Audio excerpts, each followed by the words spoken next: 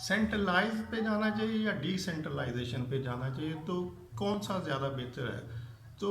इसके लिए मैं कहूँगा कि किसी भी कंपनी में टोटल कंसेप्ट एक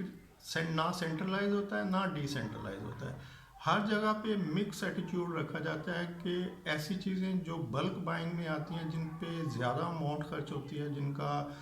अमाउंट वाइज जो ज़्यादा पोर्शन होता है, उनको सेंट्रलाइज प्रोक्योरमेंट में डाला जाता है। और जो छोटी अमाउंट की चीज़ें होती हैं, माइनर अमाउंट होती है, 10, 20, 100, 50 हज़ार, या एक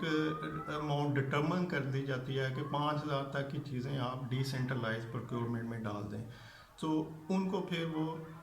जो भी डिफरेंट जगहों पे लोग होते हैं, जिनकी रिक्वायरमेंट होती है उस कंपनी के, जो ऑफिस में काम कर रहे होते हैं, वो उसको प्रोक्योर कर लेते हैं। और वो चीज़ें जो कि बड़े वॉल्यूम में या बड़ी अमाउंट जिन पे कंज्यूम हो रही होती है, उनको सेंट्रलाइज प्रोक्योरमेंट में डाल दिया जाता है। तो इस तरह से सेंट्रलाइज के बेनिफिट भी लिए जाते हैं कि चूँकि इसकी बल्क बाइंग है, इसकी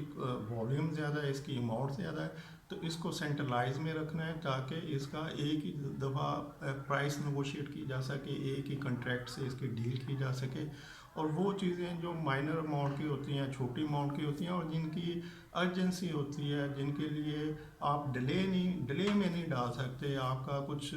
और हर्ज हो रहा हो, तो उन चीज़ों को फिर डिसेंट्रलाइज में डाल दिया जाता है कि आपको जैसे ही इसकी ज़रूरत पड़े आप इसको फ़ौरन पूरा करें और इसको हेड ऑफिस को इन्फॉर्म कर दें। तो इस तरह से सेंट्रलाइज और डिसेंट्रलाइज अगर आप दोनों रखें तो आप ज़्यादा बेहतर फ़ायदा ले सकते हैं, और कंपनी जो है उसको ज़्यादा उसका एडवांटेज मिल सकता है।